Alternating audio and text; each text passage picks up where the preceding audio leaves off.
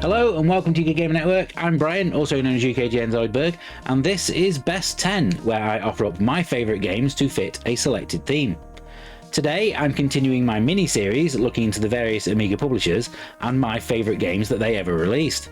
Back in the late 80s and early 90s there were two software houses that probably could be considered the biggest, certainly in terms of sales, with many of their games dominating the charts. Having covered Ocean Software in a previous episode in this series, now it's time to look into the other one. US Gold were the publisher who brought the likes of Epix, LucasArts, Delphine, SSI and more to Amiga gamers here in the UK. They were also responsible for a number of arcade conversions from the likes of Sega and Capcom. So as you can imagine, reducing their output to just 10 games was quite a tricky task. Nevertheless, that is exactly what I have done, and there are probably going to be some games that you think I should have included that aren't here. Please let me know in the comments what games you would have chosen instead. Now though, let's kick off the list with my choice for number 10.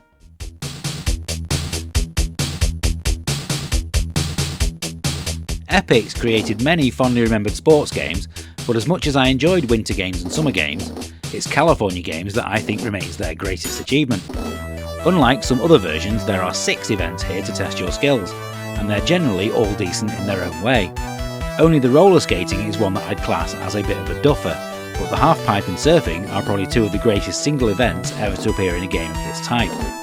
The Amiga version was converted by Westwood, and may not be as good as the C64 version, but you're still going to have fun playing it with a bunch of friends.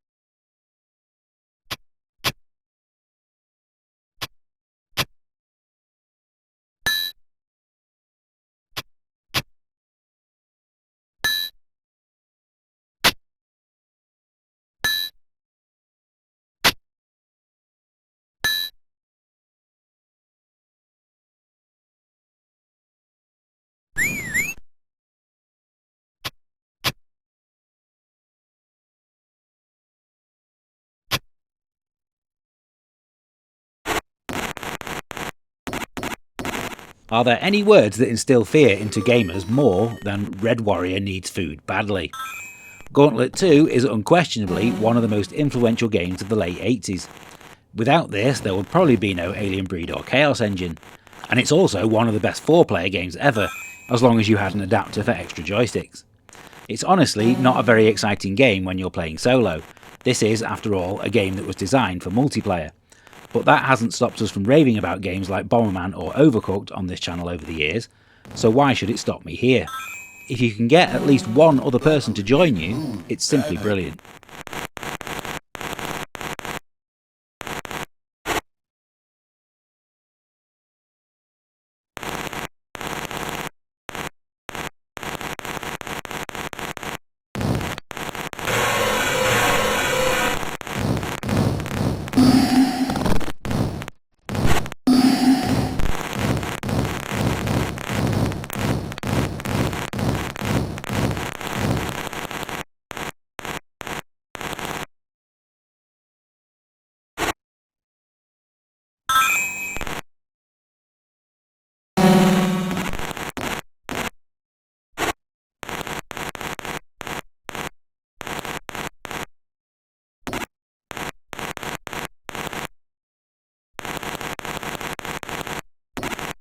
Welcome need food badly.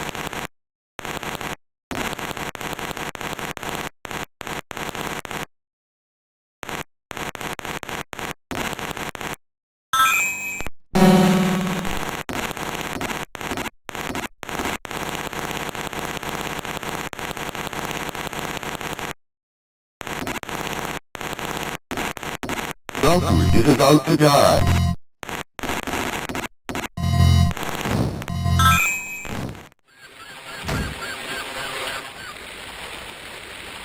With the current popularity of the murder mystery genre, it seems like now would be the perfect time to resurrect Cruise for a Corpse, no pun intended. I, for one, would absolutely welcome a remake. Inspired by the stories of Agatha Christie, this point-and-click adventure is overflowing with atmosphere. The combination of 3D characters and artistic backgrounds works surprisingly well, and it makes it feel very cinematic at times.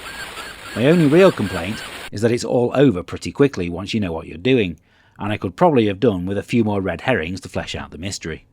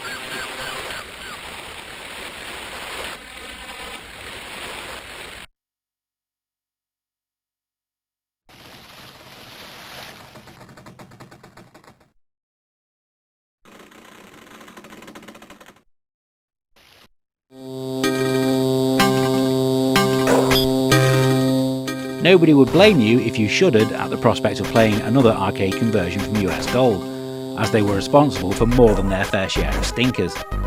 Shadow Dancer, converted by Images, was one that bucked that trend though. The K9 Companion adds a unique twist to the familiar Shinobi gameplay, making this one of the best games in the series for me. It's a shame that it's a direct port of the Atari ST version and didn't use the extra colours the Amiga would have allowed, but it still manages to capture the look and feel of the arcade game extremely well.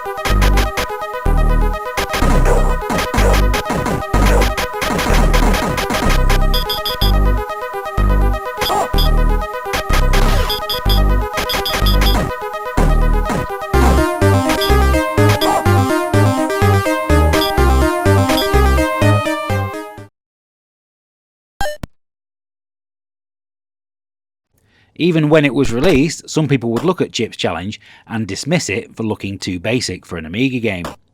Essentially, this is a poster child for why graphics don't matter when you have great gameplay and design. Boasting 144 levels to test your brain, this is simply one of the greatest puzzle games ever made. Every time you think you've seen all the types of brain teasers that it can throw at you, it proves you wrong. The Amiga version is let down slightly by featuring an awful piece of music by the usually reliable David Whittaker that plays throughout. Thankfully, you can switch it off though.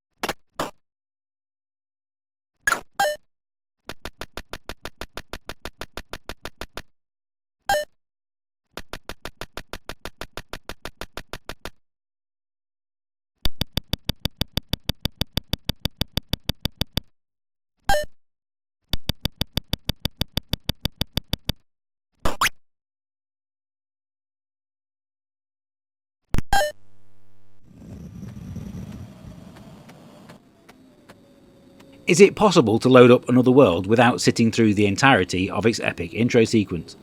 The wordless 2.5 minute long sequence telling how the game's protagonist Lester ended up on an alien world perfectly sets the scene for the game that was to follow.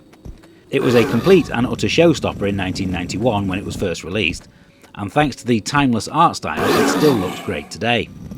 The game itself may be short, with a perfect run clocking in at around 40 minutes, but it's one of the best 40 minutes that you'll ever spend on the Amiga.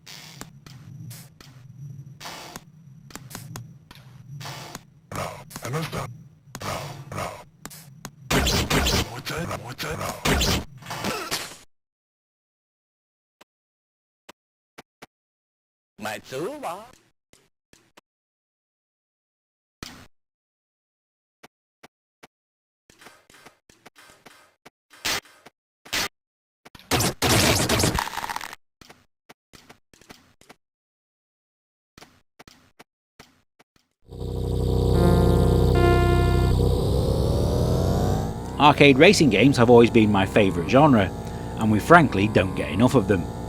So when a game as good as Super Monaco Grand Prix comes along, you can guarantee that I'm going to shout about it. Based on the Sega arcade machine, but not strictly a conversion of it, this is a blisteringly fast and playable racing game, and further proof that programmer ZZKJ really knew what he was doing. There are 4 tracks to play through, but you're really going to have to get good at the game to see them all, as this game really punishes you for the slightest mistake. It's not uncommon for a game to last mere seconds, so thankfully you don't have to insert coins for another credit each time.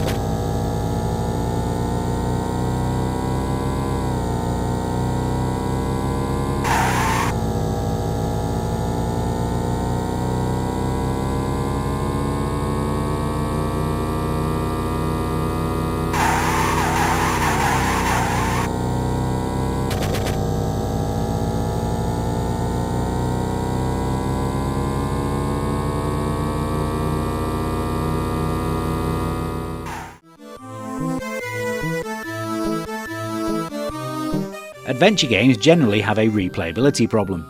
Once you finish them, you're rarely going to go back and do it again, at least not for a few years. Indiana Jones and the Fate of Atlantis introduced a branching storyline with 3 different paths that you could follow, and it gave you a very compelling reason to play it again. It's very enjoyable stuff and has everything that you would want from an indie adventure: mysterious artifacts, lots of globe-trotting, and very punchable villains. Some of the puzzles rely too much on precision, and there's a little too much wandering around, particularly towards the end, but as far as I'm concerned, this is the true 4th episode in the series.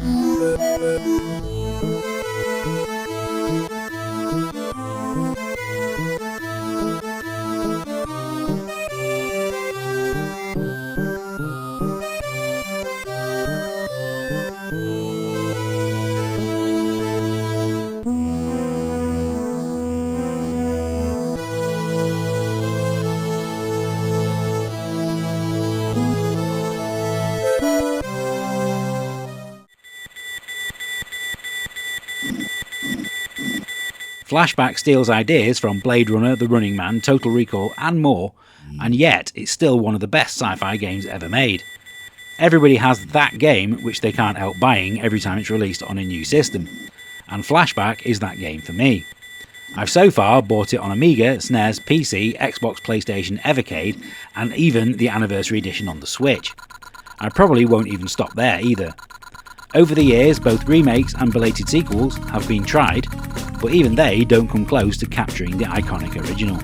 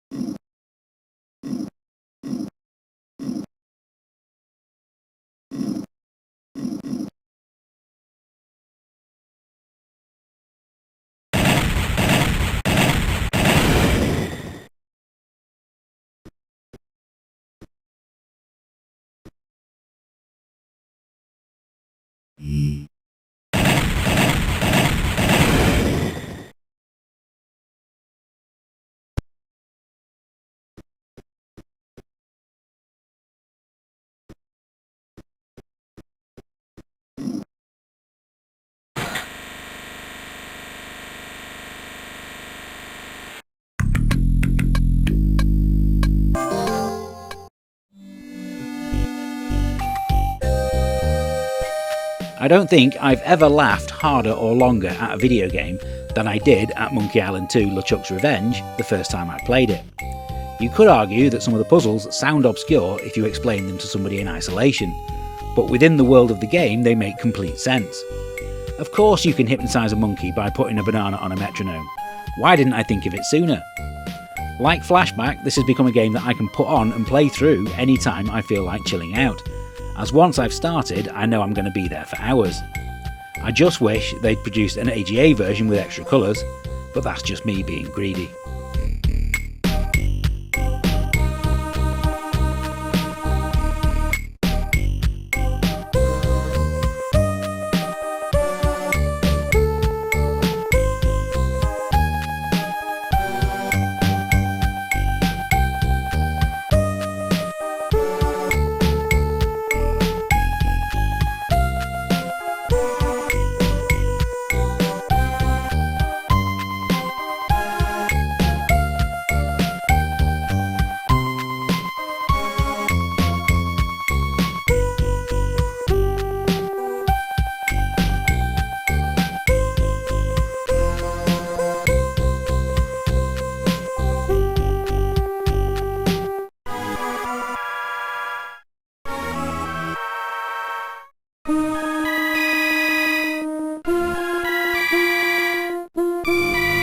So those are my choices for the best 10 Amiga games from US Gold. Remember to give us a like and subscribe if you've enjoyed this video. Channel VIP members get to see many of our videos early, including this one, which costs just $1.99 a month. If that's something that you're interested in, the link to our memberships are in the video description. You can find all previous episodes in this series bundled together in a playlist if you've missed any, and the link should probably be on screen right about now. Thank you very much for watching, and until next time, happy retro gaming everybody, and I'll see you soon.